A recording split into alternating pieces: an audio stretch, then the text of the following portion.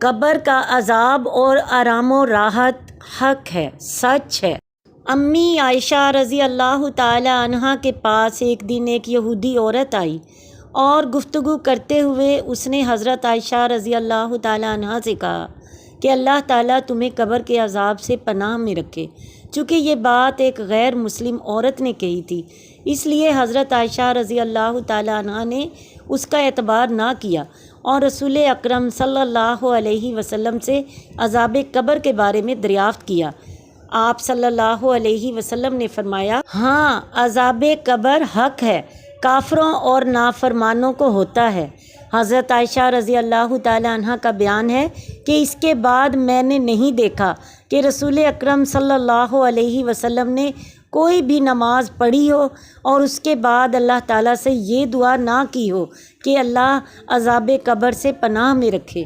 جب انسان مر جاتا ہے تو دنیا سے عالم برزخ کی طرف منتقل ہو جاتا ہے۔ موت سے لے کر قیامت قائم ہونے تک کا جو زمانہ گزرتا ہے اس کو برزخ کہا جاتا ہے۔ برزخ میں بہت سے لوگ اچھے حال میں رہتے ہیں اور بہت سے لوگ وہاں تکلیف اور عذاب میں مبتلا ہوتے ہیں۔ دنیا میں جس قدر مذاہب ہیں ان کے ماننے والے عموماً میت کو دفن ہی کرتے ہیں، اس لیے برزخ کی تکلیف کو عذاب قبر ہی کے عنوان سے ذکر کیا جاتا ہے۔ اس کا مطلب یہ نہیں ہے کہ جو لوگ جلا دیے جاتے ہیں یا دریا میں ڈال دیے جاتے ہیں یا جن کو درندے کھا جاتے ہیں وہ اپنے کفر و شرک کے باوجود برزخ کے عذاب سے محفوظ رہتے ہیں۔ نہیں، خدائے تعالیٰ کو قدرت ہے کہ درندوں کے پیٹوں سے اور سمندروں کی تہوں سے ذرات کو جمع فرمائے اور برزخی زندگی دے کر عذاب دے دے۔ مومنین صالحین کے لیے قبر انتظار گاہ ہے۔ یہ حضرات قیامت ہونے تک برزخ میں آرام سے رہتے ہیں اور کافر و منافقین کے لیے ایک طرح کی سخت حوالات ہے، قید ہے جس میں عذاب ہی عذاب ہے، اور جو لوگ فاسق ہیں، کبیرہ گناہوں میں لگے رہتے ہیں، ان کو بھی قبر کا عذاب دیا جاتا ہے۔ لہٰذا مومن بندے بھی عذاب قبر سے پناہ میں رہنے کی دعا کرتے رہتے ہیں۔ حضور صلی اللہ علیہ وسلم امت کو تعلیم دینے کے لیے ہر نماز کے بعد عذاب قبر سے پناہ مانگا کرتے تھے۔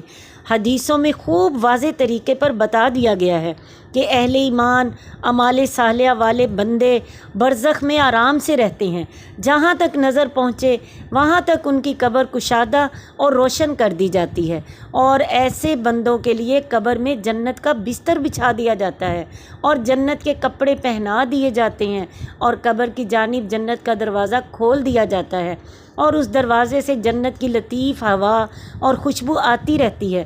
اور کافروں اور بدکاروں کو قبر میں عذاب ہوتا ہے۔ اس عذاب کی بہت سی تفصیلات احادیث شریفہ میں آئی ہیں، مثلاً زمین کا بھیچنا، سانپوں کا مسلط ہونا، نیچے آگ کا بچھا دیا جانا، گرزوں سے مارا جانا، دوزخ کا دروازہ قبر کی طرف کھول دیا جانا تاکہ وہاں کی سخت گرم ہوا آتی رہے۔ استغفر اللہ۔ قبر کے آرام اور تکلیف کی خبر انبیاء سابقین علیہم الصلاۃ والسلام نے بھی دی ہے۔ ان کی امتیں بھی اس کا یقین رکھتی تھیں اور عذاب قبر سے پناہ مانگا کرتی تھیں۔ یہودی حضرت موسیٰ علیہ السلام سے اپنا تعلق ظاہر کرتے ہیں، ان کے دین کو تو انہوں نے بدل دیا ہے، مگر کچھ باتیں جو ان کی تعلیمات سے یہود کے پاس رہ گئی ہیں، ان میں سے ایک عقیدہ یہ بھی ہے کہ نافرمانوں کی قبر میں عذاب ہوتا ہے۔ جو ایک یہودی عورت حضرت عائشہ رضی اللہ تعالی عنہ کے پاس آئی تھی، اس نے اپنی مذہبی معلومات کی بنیاد پر قبر کے عذاب کا تذکرہ کیا۔ حضرت عائشہ رضی اللہ تعالی عنہ نے حضور صلی اللہ علیہ وسلم سے اس کی تصدیق چاہی تو آپ صلی اللہ علیہ وسلم نے فرمایا کہ نافرمانوں کو قبر میں عذاب ہونے کا عقیدہ حق ہے۔ یہود و نصارہ اور وہ تمام لوگ جو خاتم النبیین حضرت محمد صلی اللہ علیہ وسلم کے دین کے منکر ہیں، یہ سب برزخ میں عذاب میں رہیں گے اور روز محشر میں بھی سخت سے سخت تکلیف اٹھائیں گے، پھر ہمیشہ کے لیے دوزخ میں داخل ہوں گے۔ جو لوگ کہتے ہیں کہ ہم مسلمان ہیں مگر دین محمدی میں تحریف یعنی عدل بدل کرتے ہیں، یا خاتم النبیین صلی اللہ علیہ وسلم کے بعد کسی اور نبی کو مانتے ہیں، یا روزہ نماز کی فرضیت کے منکر ہیں، یا دین کا مذاق اڑاتے ہیں، جو کافروں والے عذاب میں مبتلا ہوں گے۔ جو لوگ انبیاء سابقین علیہم الصلاۃ والسلام سے اپنا رشتہ بتاتے ہیں جیسے یہود و نصارہ۔ یہ لوگ اول تو اس دین پر باقی نہیں رہے جس دین پر حضرت انبیاء کرام علیہم الصلاۃ والسلام نے ان کو چھوڑا تھا، ان کے دین پر کفر اور شرک کو داخل کر لیا ہے۔ دوسرے یہ کہ اللہ کے آخری نبی حضرت محمد صلی اللہ علیہ وسلم اور اللہ کی آخری کتاب قرآن مجید کے منکر ہیں، لہٰذا یہ لوگ بدترین کافر ہیں اور مستحق عذاب ہیں۔ حضرت جابر رضی اللہ تعالیٰ عنہ کا بیان ہے کہ رسول اللہ صلی اللہ علیہ وسلم نے ارشاد فرمایا کہ جب مومن میت کو قبر میں داخل کر دیا جاتا ہے تو اس کو ایسا معلوم ہوتا ہے جیسے سورج چھپ رہا ہو۔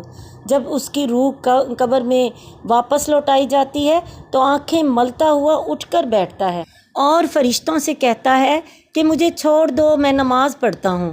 گویا وہ اس وقت اپنے آپ کو دنیا میں تصور کرتے ہوئے فرشتوں سے کہتا ہے کہ سوال و جواب کو رہنے دو، مجھے فرض ادا کرنا ہے، وقت ختم ہوا جا رہا ہے۔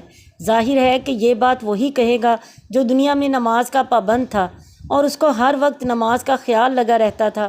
اس سے بے نمازی سبق حاصل کریں اور اپنے حال کا اندازہ لگائیں کہ اس بات کو خوب سوچیں، جب اچانک سوال ہوگا تو کیسی پریشانی ہوگی۔ حضرت ابو ہریرہ رضی اللہ تعالیٰ عنہ فرماتے ہیں کہ رسول اللہ صلی اللہ علیہ وسلم نے ارشاد فرمایا، جب میت کو قبر میں رکھ دیا جاتا ہے تو اس کے پاس دو فرشتے آتے ہیں جن کا رنگ سیاہ اور آنکھیں نیلی ہوتی ہیں، جن میں سے ایک کو منکر اور دوسرے کو نکیر کہا جاتا ہے۔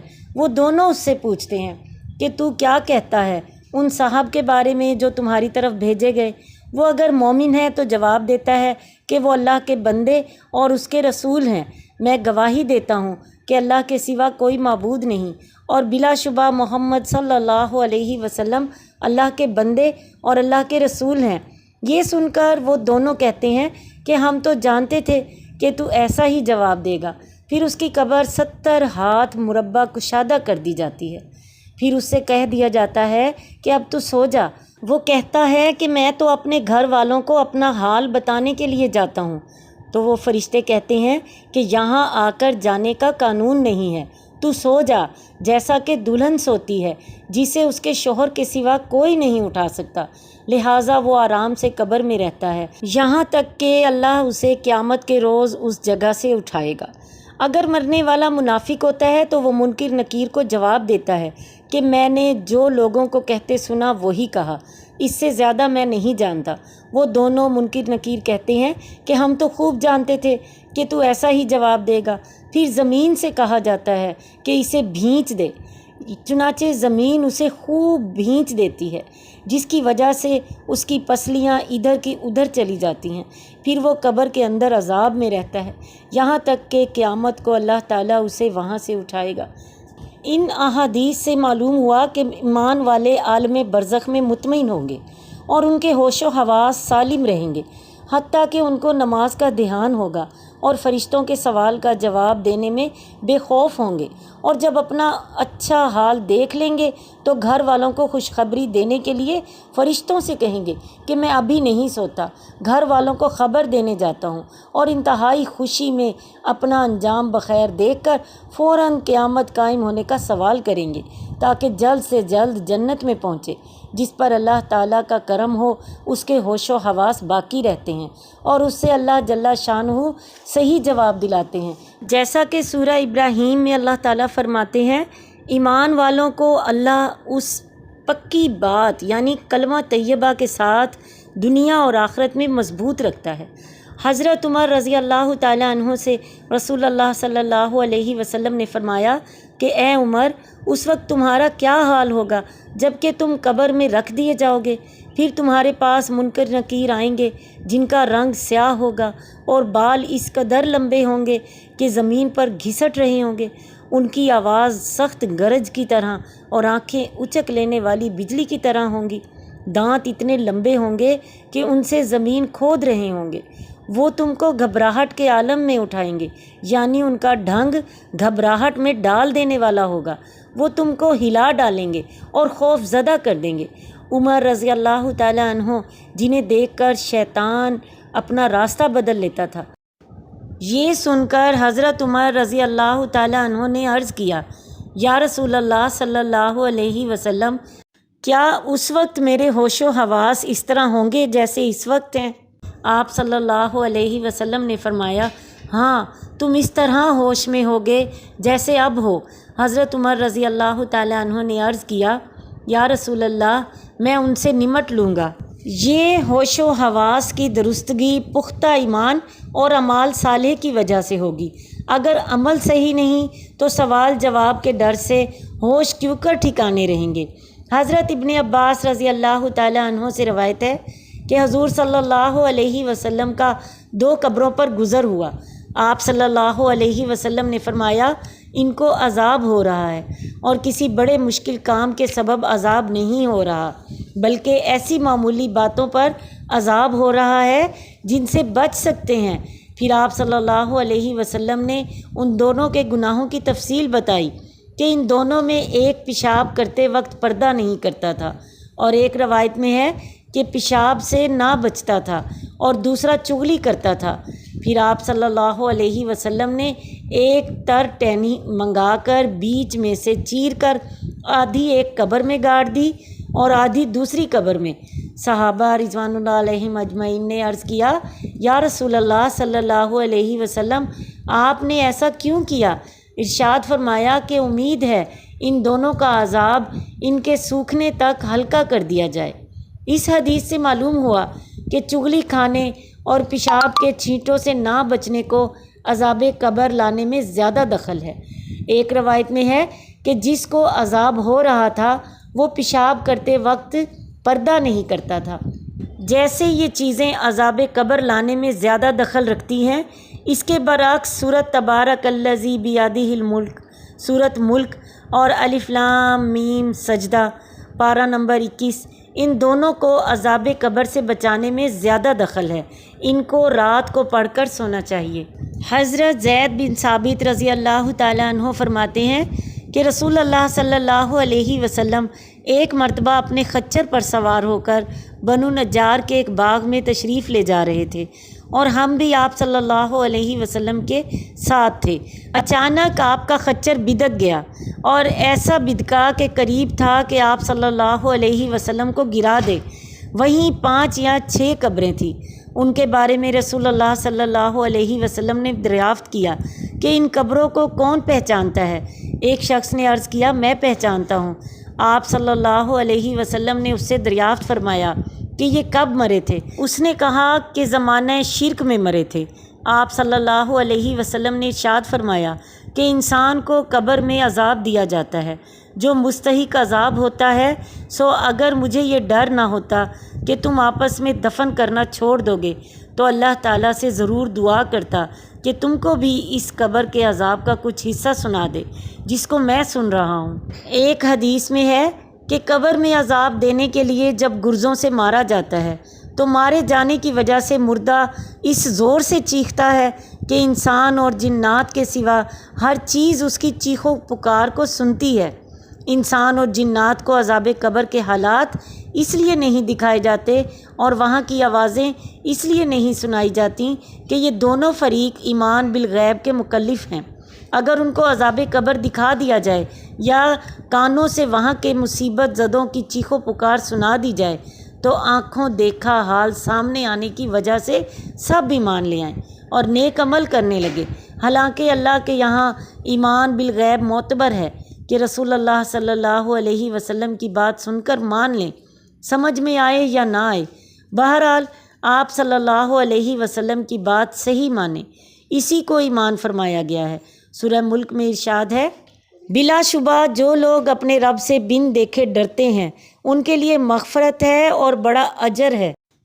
اگر دوزخ اور جنت اور برزخ کے حالات آنکھوں سے دکھا دیے جائیں تو پھر ایمان بالغیب نہ رہے اور سب مان لیں اور مومن ہو جائیں، مگر اللہ کے یہاں آنکھوں سے دیکھنے کے بعد ایمان لانا معتبر نہیں ہے۔ اسی وجہ سے مرتے وقت ایمان لانے کا اعتبار نہیں ہے، کیونکہ اس وقت عذاب کے فرشتے نظر آ جاتے ہیں، سو ان کو ان کا ایمان لانا نفع مند نہ ہوا جبکہ انہوں نے ہمارا عذاب دیکھ لیا۔ یہ قرآن مجید کی آیت کا ترجمہ ہے۔ جب قیامت کو اٹھ کھڑے ہوں گے اور جنت دوزخ آنکھوں سے دیکھ لیں گے تب سب ہی ایمان لے آئیں گے اور رسولوں کی باتوں کی تصدیق کریں گے مگر اس وقت کا ایمان اور تصدیق معتبر نہیں ہے۔ انسانوں کو عذاب قبر نہ دکھانے اور اس کی آواز نہ سنانے میں یہ حکمت بھی ہے کہ اس کو دیکھ لیں گے یا وہاں کی چیخ و پکار سن لیں گے تو ڈر کے مارے مردوں کو دفن کرنا چھوڑ دیں گے، جیسا کہ حدیث شریف میں ہے۔ اور یہ حکمت بھی ہے کہ انسان اس کا آنکھوں دیکھا حال برداشت نہیں کر سکتے۔ اگر عذاب قبر کا حال آنکھوں سے دیکھ لیں یا کانوں سے سن لیں تو بے ہوش ہو جائیں۔ غور کرنے کی بات ہے کہ دنیا میں ہمیشہ رہنا نہیں ہے، یہاں کی زندگی تھوڑی سی ہے اور یہاں کا آرام بھی معمولی ہے اور تکلیف بھی قابل برداشت ہے۔ اس زندگی کے بعد برزخی زندگی یعنی قبر میں سینکڑوں سال جب تک قیامت قائم ہو رہنا ہے۔ اگر اعمال اچھے نہ ہوئے، نمازیں برباد کر کے، روزے کھا کر، زکوٰتیں روک کر، لوگوں کے حقوق دبا کر قبر میں پہنچے اور بد اعمال کی وجہ سے وہاں عذاب ہونے لگا تو کیا حال بنے گا؟ ہم سب کو موت کے بعد کی فکر کرنا لازمی ہے۔ نیک کام کریں، گناہوں سے بچیں تاکہ قبر کی زندگی آرام سے گزرے اور روز محشر بھی سرخرو ہوں۔